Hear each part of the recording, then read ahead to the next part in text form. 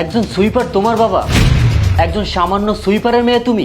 আমি একসময় সুইপারের কাজ করতাম ঠিকই, কিন্তু আমার মেয়ে এখন আর আমাকে সুইপারের কাজ করতে দেয় না। চুপ কর সুইপারের বাচ্চা, তোর গা থেকে এখনো পর্যন্ত ময়লা আবর্জনার গন্ধ বেরোচ্ছে। তুমি একদমই চিন্তা করো না, আমি এক্ষুনি চলে যাচ্ছি। এই সুইপারের বাচ্চা, এই ছোট লোকের বাচ্চা, রাস্তাঘাটে দেখে শুনে চলতে পারিস না? আরে না, আমি তোমাকে বলছি না, তুমি একটু ফোনটা রাখো, আমি তোমাকে একটু পরে ফোন দিচ্ছি। এই ছোট লোকের বাচ্চা, এই সুইপারের বাচ্চা, রাস্তাঘাটে দেখে শুনে চলতে পারিস না? আরে বাবা, আমি আবার কি করলাম? আপনি তো অন্যমনস্কভাবে মোবাইলে কথা বলছিলেন, আমার দোষটা কোথায়? আশ্চর্য ব্যাপার, সুইপারের বাচ্চা তুই আমার মুখে মুখে তর্ক করিস, একটা চলে তোর দাঁত ফেলে দেবো। হ্যাঁ, আপনারাই পারবেন। কেউ গলা ধাক্কা দিবেন, কেউ লাথি দিবেন, কেউ গালিগালাজ করবেন, আবার কেউ বা দোকানে গেলে খাবার কেড়ে নেবেন। আমরা তো মানুষের বাচ্চা না, আমরা তো সুইপারের বাচ্চা। আমাদের জন্মই হয়েছে আপনাদের মতো লোকের লাথি গালি আর ধাক্কা খাওয়ার জন্য। এই ছোট লোকের বাচ্চা, তুই তো সুইপার, তোকে সুইপার না বলে কি জমিদার বলবো? তোর এত বড় সাহস, তুই আমার মুখে মুখে তর্ক করিস, এক চড় দিয়ে তোর দাঁত ফেলে দেবো। তুই এখান থেকে যাবি না, তোর গায়ে হাত তোলা লাগবে।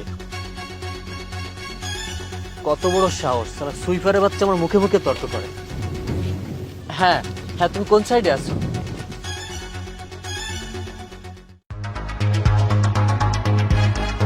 কি ব্যাপার আরিফ, তোমার আসতে এত দেরি হলো কেন? আরে আর বলো না, রাস্তায় একটা ঝামেলা হয়ে গেছিল, তাই তো আসতে একটু লেট হয়ে গেল। আচ্ছা শোনো না, তোমাকে আমি অনেকক্ষণ লেট করে রাখছি তাই না? হ্যাঁ, সে কখন থেকে দাঁড়িয়ে আছি। আচ্ছা শ্রুতি, তোমার সাথে আমার একটা জরুরি কথা ছিল। কি কথা বলো? একটা কথা অনেকদিন ধরে বলবো বলবো বলে বলাই হচ্ছে না। আচ্ছা শ্রুতি, তুমি তোমার বাবাকে নিয়ে তুমি কেন আমার বাবার সাথে দেখা করছো না? আমাদের বিষয়ে কেন কথা বলছো না? তাহলে তো আমাদের বিষয়টা একটু পাকাপাকি হয়ে যায়। দেখো আরিফ, এমনিতে আমার পরীক্ষার চাপ মাথার উপরে, আর তার উপর আমি চাচ্ছি না এখন বিয়ের চাপটা মাথার উপর নিতে। আমার পরীক্ষাটা শেষ হয়ে যাক, তারপর আমি আমার বাবাকে নিয়ে তোমার বাবার সঙ্গে কথা বলে আসবো। শ্রুতি, তুমি একটু বোঝার চেষ্টা করো। পরীক্ষার আগে বিয়ে হলে তো পরীক্ষার কোনো ক্ষতি হবে না। আর তাছাড়া পরীক্ষার আগে যদি তোমার সাথে আমার বিয়ে হয়, আমি তো তোমাকে অনেক বেশি হেল্প করতে পারবো। প্লিজ চলো না, তোমার বাবার সাথে আমাকে একটু দেখা করিয়ে দাও। আরিফ, আমি তোমাকে বললাম তো, এখন এই বিষয় নিয়ে আমি আমার বাবার সঙ্গে কথা বলতে পারবো না। আগে আমার ফাইনাল এক্সামটা শেষ হোক, তারপর কথা বলবো।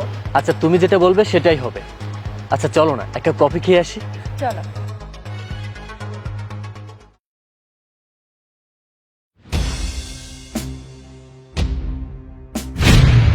শ্রুতি, তুমি না তোমার বাবাকে সাথে করে নিয়ে আসতে চেয়েছিলে, সেটা না করে তুমি একজন সুইপারকে সাথে করে নিয়ে এসেছো, তাও আবার দামি পোশাক পরে। আরে আরিফ, তুমি এসব কি বলছো? উনিই তো আমার বাবা। হোয়াট? একজন সুইপার তোমার বাবা? তার মানে আমি এতদিন যা ভেবেছি সবকিছুই ভুল।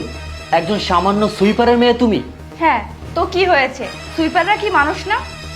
না, কিছু হয়নি, কিন্তু তুমি যে একজন সামান্য সুইপারের মেয়ে সেটা তো তুমি আমাকে কখনোই বলোনি।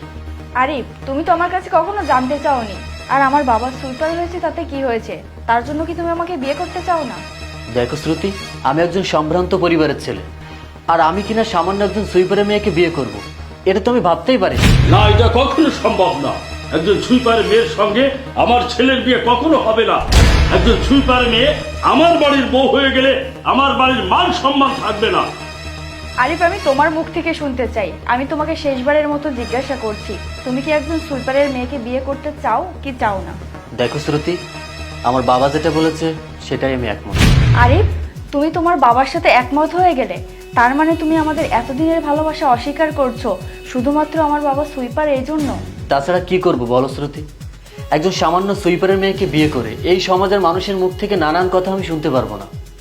ঠিক আছে, আমিও বুঝতে পেরেছি যে একজন বাবার বয়সী মানুষের সাথে ভালো ব্যবহার করতে পারে না, সে আমাকে কি ভালোবাসবে?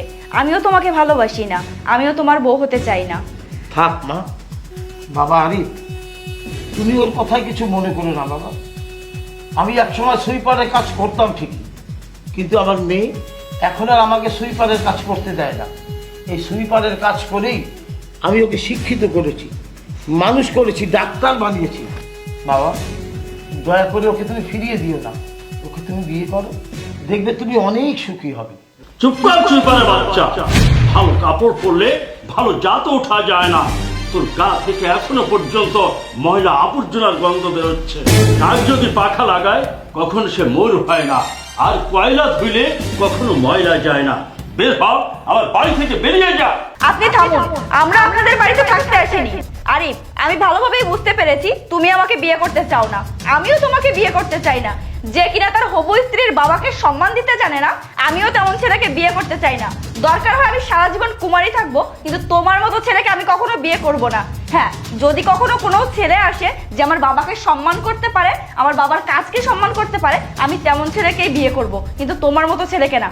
আর না হয় আমি সারা জীবন কুমারী থেকে আমি আমার বাবার পাশে থাকবো। বাবা চলো।